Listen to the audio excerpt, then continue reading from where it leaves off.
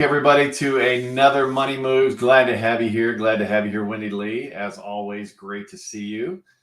And we got some fun stuff to talk about. I've seen the dates. I've talked to you about it, but oddly enough, I haven't seen a whole lot of talk on the street about what's going to happen with real estate on August 17th, 2024. So just in a few short weeks, real estate in the United States is going to change.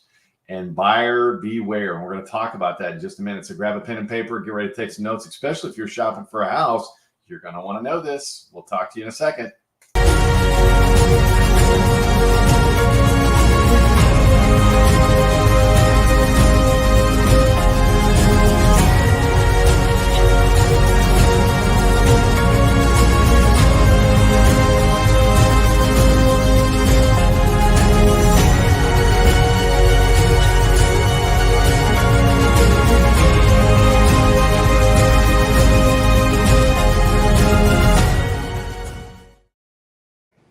All right, so August 17th, there you are. We lost you for a hot second there. August 17th, we have some big changes going on in real estate. And I thought this was going to happen, but I thought it was going to be designed, based on there was the NAR lawsuit and some other stuff going on. I'm not going to go into all that right now, but I thought there were going to be more, protections coming out for the consumers.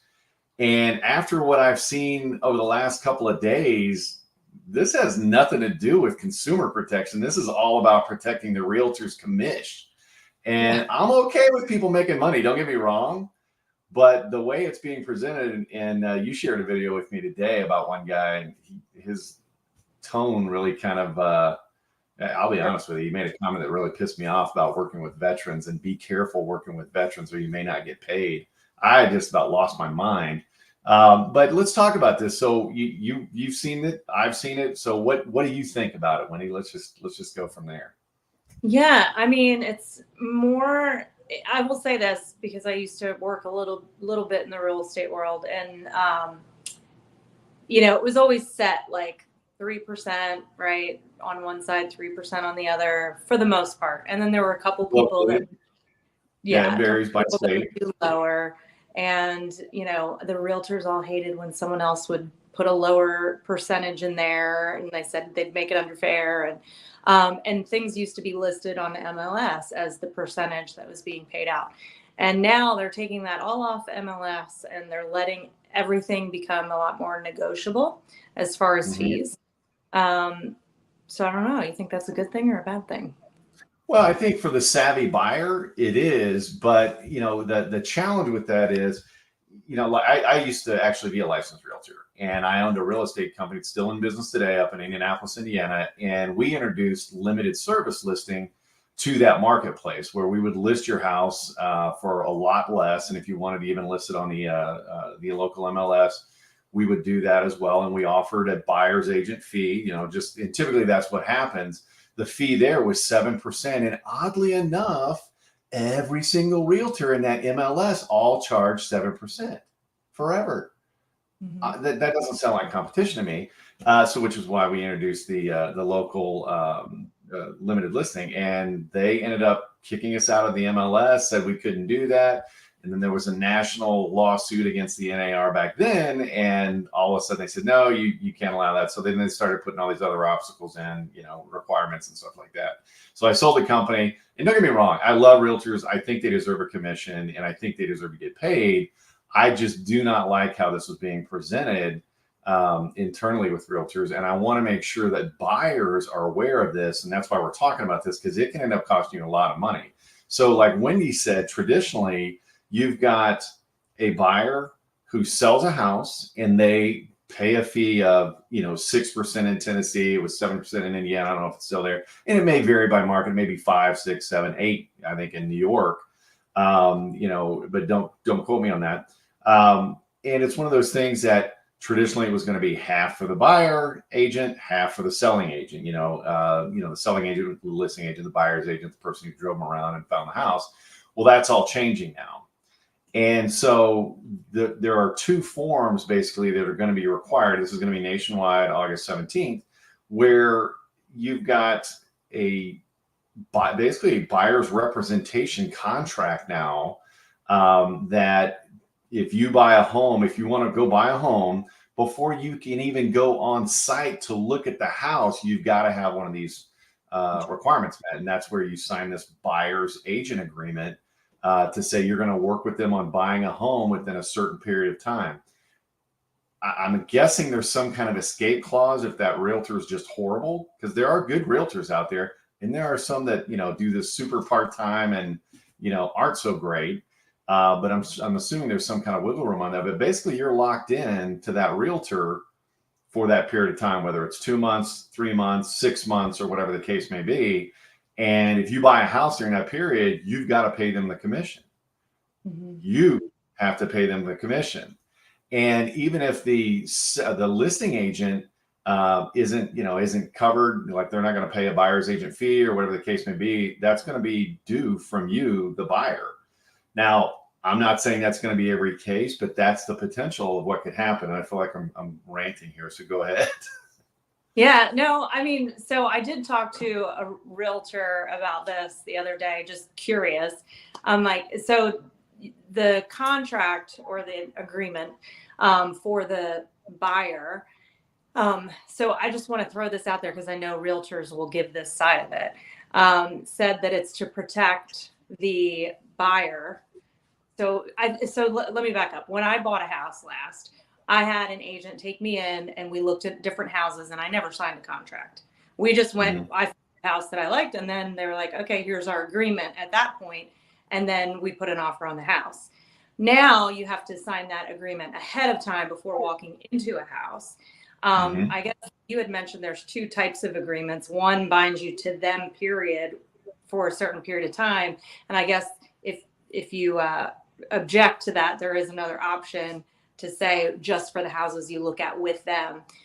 Yeah, there is a non-exclusive, and that's what I wanted to make sure people were aware of, because I've worked with realtors in the past, and when I first came into the area, I was presented with, hey, this is a form we have everybody sign, a buyer's agreement form. This is back, in 2008. And I made the comment, do I have to sign that before you show me anything?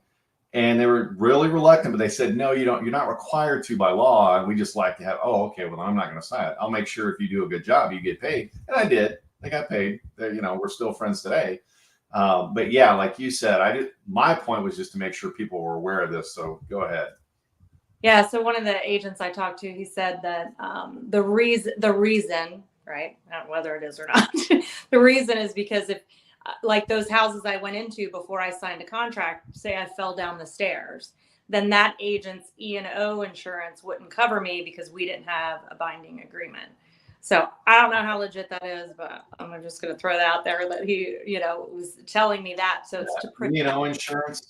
Insurance. I'm not an E&O salesperson, but that's typically errors and omissions. So if you have an error on a document or you omit something, liability insurance is what covers, and that's where the seller's homeowner's insurance would actually cover that. But I'm not going to say yes, but it smells funny. I'm just going to say that. But it's one of those things. And again, I don't want realtors to start blowing us up, because they work hard. I mean, they drive you around and stuff like that. And especially with listing agents, because they've got to make sure all those contracts, and the buyers too, are there to protect their actual buyer client and things like that. Number one, I don't like how that video was prepared because that was an internal training video from a real estate guru talking to other realtors. And he positioned it of make sure you maximize your commission. But I want the buyers to be aware that they're now on the hook for that. So if you agree to pay, for example, a 3% buyer's fee to the buyer agent, and the listing that you like is only paying 2%, you're on the hook for that other 1% out of your pocket. Now, I don't know if that can be worked out as a seller concession, but if the seller's giving you a concession on repairs to the house, are they going to want to be able to do that as well? And as long as you're making an educated decision and you're aware of that up front, by all means, pursue it, because I think it will create some more accountability. But I want the people that are watching this video, again, we're trying to help you, make more money, save more money, things like that. So everything is negotiable. Everything is negotiable, right? We had another video that we did on that not too long ago. Is there any room on that? Right. Yeah. And I would never go on a 6-month exclusive listing with an agent. I'd maybe do 3, and it would probably be house per house. I'll go look at some houses with you, and if I buy one of those houses, yeah, I got no problem with it. But keep in mind, everything's negotiable, and that's the other thing the real estate guru said on his training video was, if that situation happens where the house listing only pays a 2% buyer commission and you've got a 3% agreement with your client, the buyer, it's up to you whether you want to charge them that or not. You get to make that decision. That's something that really needs to be disclosed up front, and you as a buyer need to be aware of that. So yeah, it's just, I think we kind of blindly walked into the whole house purchasing and house selling before, and now I think with these new rules in place, we got to really pay attention to what we're signing, what we're committing to in those agreements, for sure. Yeah.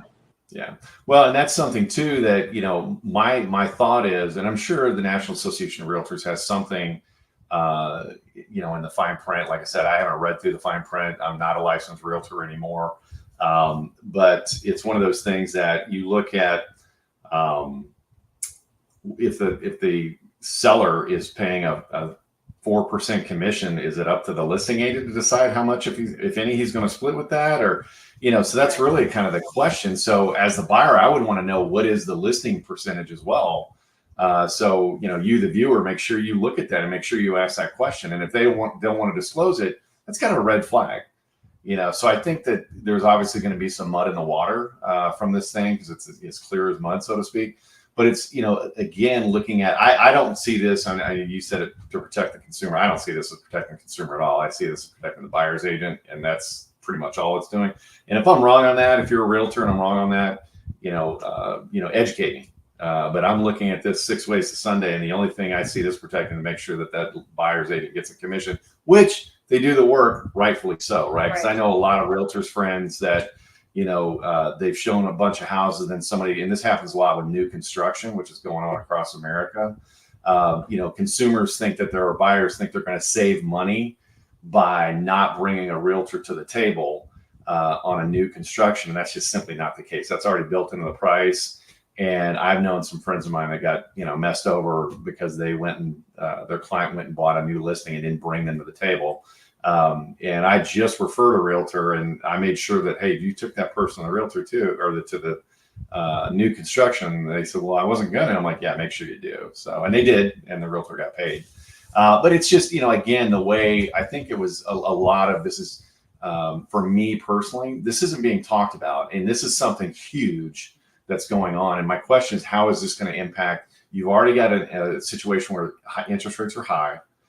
People are concerned about their incomes. You've got inflation high. So the housing market slowed down, and inventory is stacking up. Is this going to create even more of an issue now? Right. Number one, because of the confusion. Number two, it's like buyers are going to be gun shy because of the fact that they don't know what they're going to end up paying or what's going to happen. And, what's on the paper versus what's the handshake agreement that I'm not going to come back to you for the difference, or, what's the situation there? So buyer beware, right?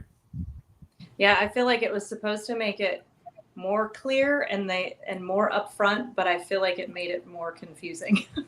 So just from the consumer side, because of that, if the listing agent, it's not as clean as it used to be. Yeah. I don't feel like, because if that listing agent, like you said, has a certain percentage, and then the buyer's agent has another, you've got to make sure that lines up. Whereas I don't feel like that was anything buyers were worried about before. So.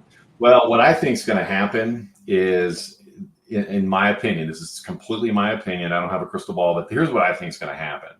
So traditionally, you've got the buyer's agent was able to receive a portion of the commission, and they're going to, initially, I think it's going to be the expectation is, well, I'm still going to get, half of whatever the commission is.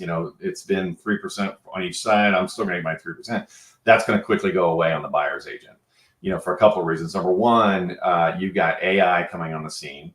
And it's coming on the scene across the board on everything. It's impacting every industry. And there's no reason that AI couldn't represent a buyer going through the contracts as long as they were comfortable with it and things like that. Or you're going to see people coming in, just like the limited service companies. There's still several out there. On the buyer side, where they're going to do your paperwork and stuff like that, and they're going to start charging an hourly rate, maybe like an attorney. And you're going to start seeing more and more of that come on. And I guarantee there's going to start to be, clearinghouses, just like on mortgages, where you call this company and they're going to have licensed, agents on the line with you. They'll do a Zoom meeting with you, go over your documents with you 72 hours later. That's what's going to happen. And so you're going to start to see that. And I don't know if the National Association of Realtors was presenting this as a win for the realtors or just adding more transparency, whatever the case may be. But I think it's going to significantly impact real estate from a realtor commission side on the buyer side, because it's going to end up getting, outsourced or replaced by, more of a commodity type thing. And then does that really represent the buyer, right? How are you going to get to see the houses and stuff like that? They'll figure it out. But I think that's what you'll see in the next 5 to 10 years, just my opinion. It's definitely shifting, all of it. So. All right. Well, again, the whole point of this was just to bring to the attention that August 17th, real estate is changing forever in America, and you need to be aware of it, because if you don't pay attention to you're going to have to read the contracts and stuff like that. And now it's like, do I get an attorney to read me a contract with the realtor? I mean, it's like, you definitely want to make sure you go in eyes wide open. Make sure you pay your realtor. If they're doing a good job, make sure you're paying them.